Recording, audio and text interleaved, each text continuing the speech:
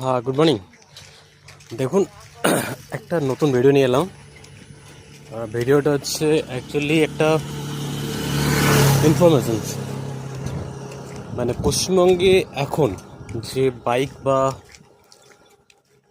Bike exercise যে দোকানগুলোতে এত ভিড়, কী জন্য? হেলমেট নেওয়ার জন্য। রুলটা কিন্তু প্রথম থেকেই পশ্চিমবঙ্গে ছিল, বাট ইমপ্লিমেন্ট বা এটাকে ইম্পোজড করা সেটা কিন্তু ছিল না। বাট রিসেন্ট যে গভর্নমেন্ট চেঞ্জ হওয়ার পর সেটা কিন্তু একটা নতুনভাবে এটার উপর একটা জোর দেওয়া হয়েছে।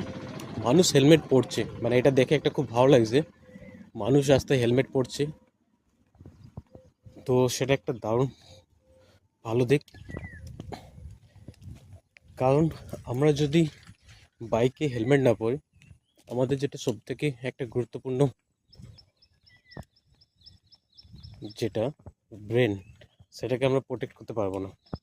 তো সবাইকে একটা request, please wear helmet and educated your own self and others.